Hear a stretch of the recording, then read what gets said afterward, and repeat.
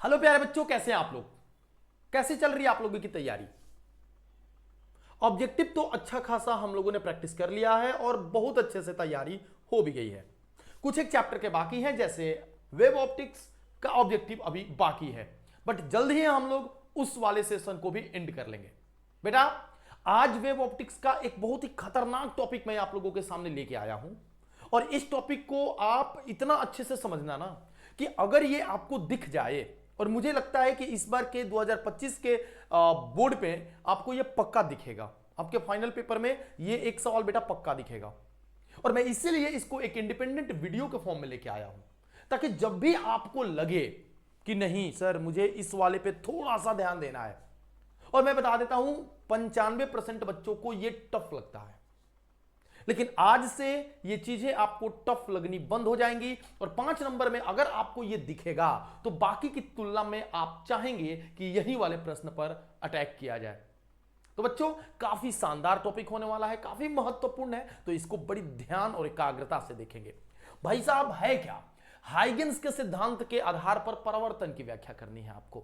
आपको याद होगा, हमने आपको पिछले लेक्चर में, अगर आपने हाइगेंस का सिद्धांत नहीं पढ़ा है तो तुरंत हमने इसके नीचे जो है डिस्क्रिप्शन में पिछले वीडियो का लिंक डाला हुआ है, आप उस लिंक पे जाके क्लिक करें और पूरा हाइगेंस का, न्यूटन के कणिका सिद्धांत, इन सारी चीजों को क्लियर करें। उसके बाद ये वीडियो और ज्यादा मजा देगा। ठीक है, हमने बताया था कि हाइगेंस के तरंग सिद्धांत के आधार पर कुछ घटनाओं को बड़ी बढ़िया से एक्सप्लेन किया गया, जैसे प्रकाश का परावर्तन, प्रकाश का अपवर्तन, व्यतिकरण, विवर्तन, इन सारी घटनाओं को बढ़िया से एक्सप्लेन कर दिया गया। लेकिन ध्रुवण एक ऐसी घटना थी जिसको हाइगेंस के तरंग सिद्धांत के आधार पर व्याख्या नहीं किया जा सका, तो उसी में से एक घटना को उठा लिया कि प्रकाश का परावर्तन। आपने बोला था कि प्रकाश के परावर्तन को भी हाइगेंस के तरंग सिद्धांत के आधार पर हम लोग एक्सप्लेन कर सकते हैं, तो प्रूफ कीजिए हाइगेंस के तरंग सिद्धांत के आधार पर, प्रूफ कीजिए प्रकाश के परावर्तन को। बेटा, प्रकाश के परावर्तन में मेन जो हमारा टॉपिक है वो I बराबर R होता है। अगर I इक्वल टू R आप शो कर देते हैं, यानी कि प्रकाश के परावर्तन को आपने साबित कर दिया। हमारा आज का उद्देश्य यही होगा। तो बेटा चलिए देखिए, यहां पर आप लोग को फोटो में दिख रहा होगा, काफी सुंदर फोटो बना हुआ है। इसी तर्ज पे ऐसे ही फोटो बना के हम लोग आज के इस टॉपिक को क्लियर करेंगे। ठीक है, अगर आपको वीडियो पसंद आता है लास्ट तक बने रहिएगा, ज्यादा लंबा नहीं होने वाला। 5 नंबर एकदम मुट्ठी में कर देते हैं हम लोग, है ना, कि 5 नंबर में पक्का आना ही आना है और इसको बनाना ही बनाना है। तो भाई आप लोग कमेंट में जरूर बताओगे कि आपको ये वीडियो कैसा लगा। ठीक है बच्चों, आइए दोस्तों शुरू करते हैं हम लोग अपनी राम कहानी, है ना। हमारी जो कहानी है वो हाइगेंस के सिद्धांत पर, तरंग, हाइगेंस के तरंग सिद्धांत के आधार पर प्रकाश के परावर्तन की व्याख्या करने की बात है। तो सबसे पहली बात क्या है, देखिए यहां पर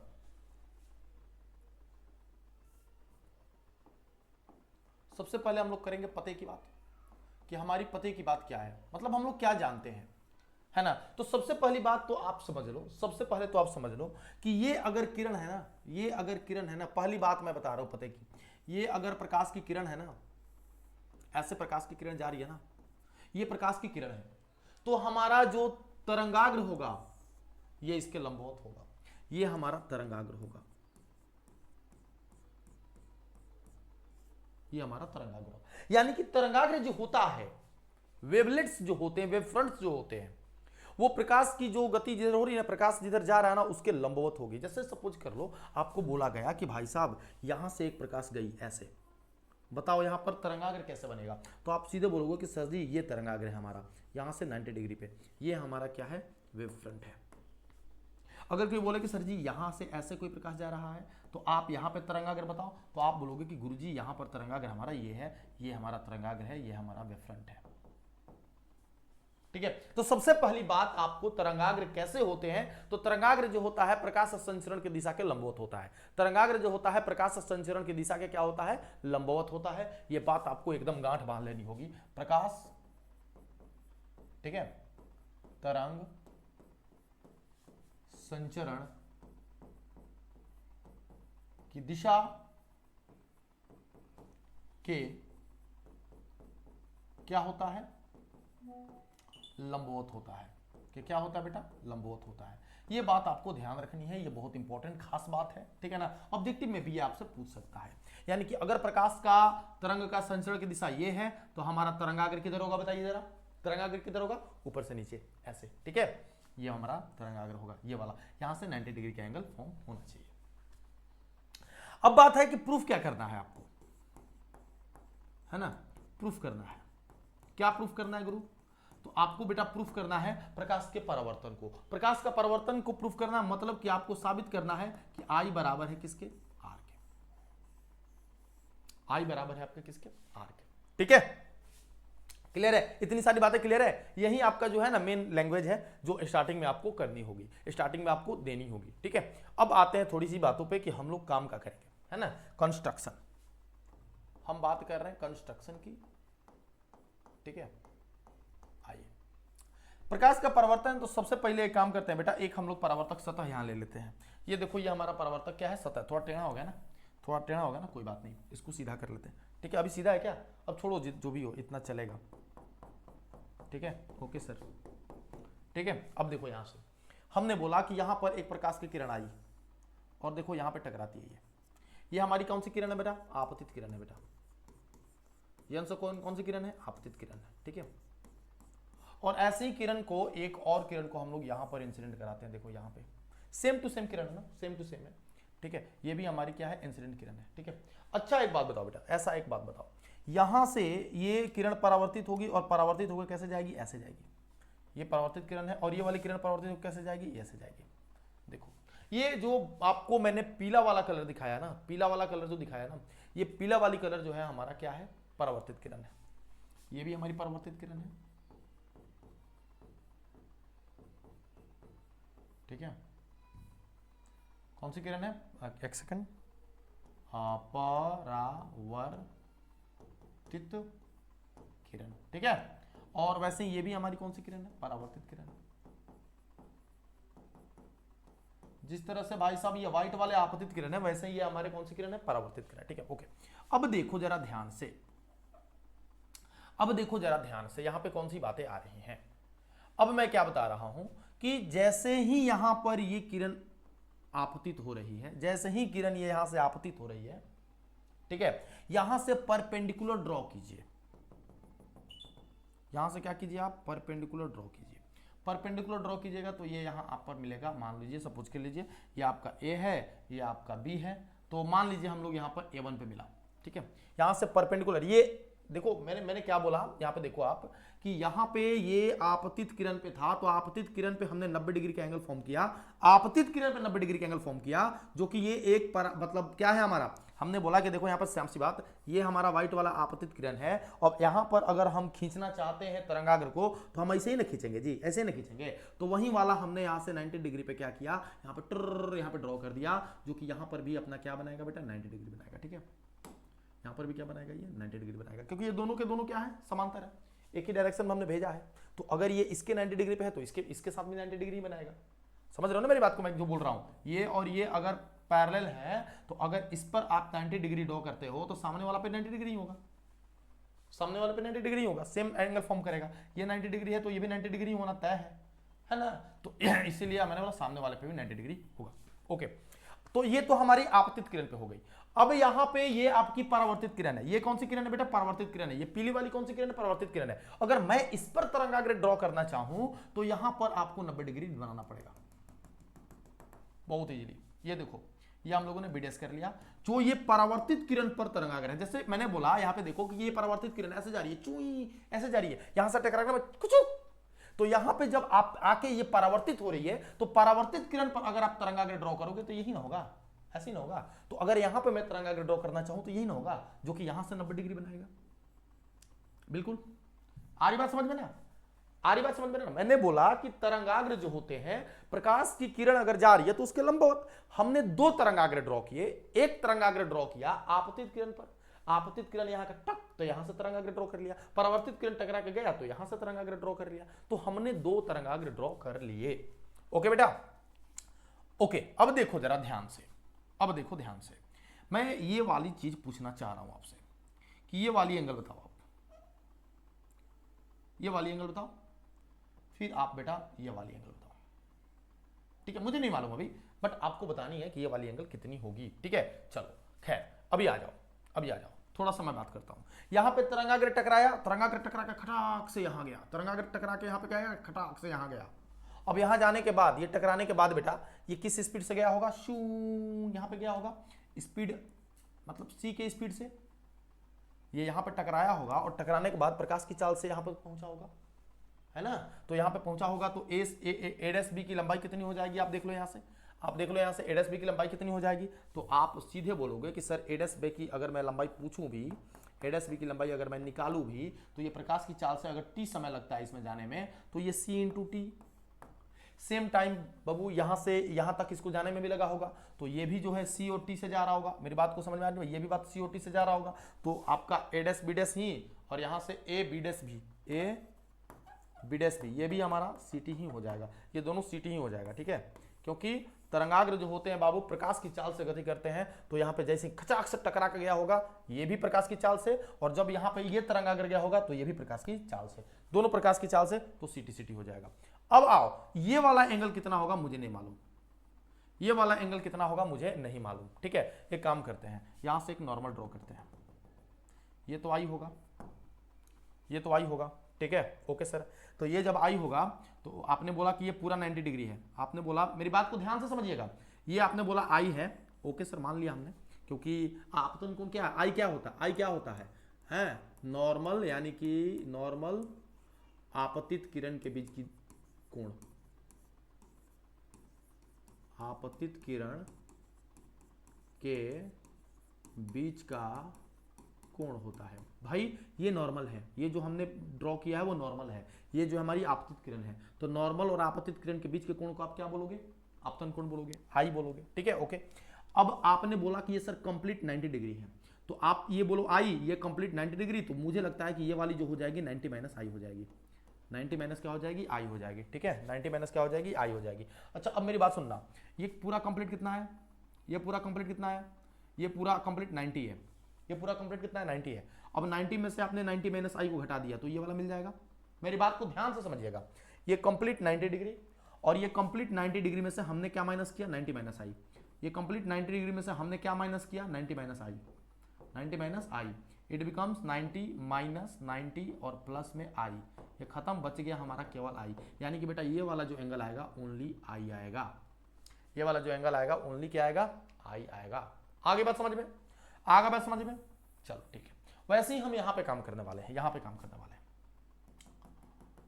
यहां पे मैं फिर से ये फोटो बनाऊंगा, मैं फिर से दोबारा ये फोटो बनाऊंगा, क्योंकि ये गजगज नहीं होना चाहिए वहां पे। ठीक है, मैं फिर से ये फोटो बनाऊंगा। ये देखो, ये आप परावर्तित किरण और ये नॉर्मल है, परावर्तित किरण और नॉर्मल के बीच बने हुए कोण को क्या बोलते हैं, आर बोलते हैं बेटा। ठीक है, ओके सर। आपने बोला है कि ये वाला चीज और ये वाला नॉर्मल 90 डिग्री है ना, क्योंकि ये अगर यहाँ 90 डिग्री है, ये अगर यहाँ 90 डिग्री है, तो ये यहाँ भी 90 डिग्री होगा। अब ये सर 90 डिग्री है, तो ये वाली कितनी हो जाएगी, ये पूरा 90 डिग्री में से आर घटा दो, सर जी ये 90 माइनस आर हो जाएगी सर। Okay sir. आपने बोला कि सर ये कंप्लीट जो है ना, ये कंप्लीट 90 डिग्री है, क्योंकि ये नॉर्मल है, नॉर्मल सरफेस के साथ 90 डिग्री का एंगल बनाता है। तो इसमें से 90 में से आप अगर 90 माइनस आर घटा दोगे तो बाकी बचा हुआ मिल जाएगा। तो अब मुझे ऐसा लगता है कि अगर मैं 90 में से 90 माइनस आर को घटाता भी हूं, तो 90 माइनस 90 प्लस आर, यानी कि ये खत्म हो जाएगा और मुझे आर मिलेगा। मतलब कि बेटा ये वाला जो एंगल आएगा ना, ये वाला एंगल मुझे कितना मिलने वाला है, ये वाला एंगल मुझे कितना मिलने वाला है, मैं बता देता हूं आपको। ये वाला एंगल मुझे कितना मिलने वाला है, हो सॉरी,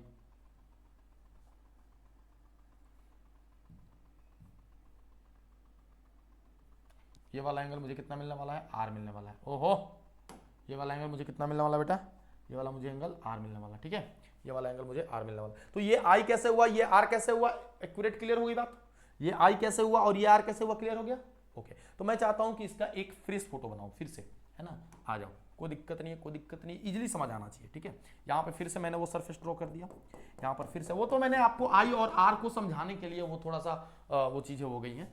यहाँ पे आया, टकराया खचाक, फिर ऐसा ही सेम टू सेम आया और यहाँ टकराया खचाक, दोनों एकदम सिमिलर है। बिल्कुल सर, ये परावर्तित किरण हो गई सर, ओके चली गई सर। वैसे ही ये भी हमारी यहाँ से चली गई सर। देखो दोनों के दोनों ही हमें सेम चीज है। ये हमने नॉर्मल ड्रॉ किया सर, ये हमने नॉर्मल ड्रॉ किया सर, कोई दिक्कत नहीं है। अब हम क्या करेंगे, इस पर नॉर्मल ड्रॉ करेंगे, इस पर नॉर्मल ड्रॉ करेंगे ना सर, तो यहाँ पे हमको मिलेगा दिस इज ए और ये हमारा मिल गया कितना, ये कौन सा नाम दिया हमने बेटा यहाँ पे, ए डैश नाम दिया ना, ओके, ये हमने ए डैश नाम दिया है, चाहे A1 नाम दिया है। वैसे ही यहाँ पर अगर मैं तरंगाग्र ड्रॉ करूँगा तो ये मेरा नामकरण यहाँ पे हुआ है B1, ठीक है, और ये हमारा हो गया है B। आप लोग अच्छे से जानते हैं कि इसकी लंबाई ए डैश जो है हमारी, ए डैश हमारी कितनी है, ए डैश बी हमारी कितनी, ए dash B, a dash B, ये वाली जो लंबाई है हमारी यहाँ से 90 डिग्री है ना, ये वाली हमको CT मिला है, और ए बी डैश ये वाला भी हमको लंबाई कितना मिला है, CT मिला है, और ये वाला जो एंगल मिला है हमको I मिला है, और ये वाला जो एंगल मिला है वो हमको R मिला है। चलो देखो तो कितने राइट एंगल ट्रायंगल मिल रहे हैं यहाँ पे तुमको, सर मुझे तो एक ही है राइट एंगल ट्रायंगल मिला, कौन कौन, ए डैश ए और बी, ठीक है। यहाँ पे मिला हमको कौन सा, मिला हमको ट्रायंगल A1 B, ठीक है ना। तो हमको लग रहा है कि ये आपका बेस हो जाएगा, ये जो है ना, क्योंकि ये 90 डिग्री है और ये एंगल है, तो जिस पे ये दोनों होते हैं ना वो आधार हो जाता है, और कोण के सामने वाला जो होता है लंब हो जाता है। तो ये ए डैश ये जो है ना वो परपेंडिकुलर हो जाएगा, लंब हो जाएगा।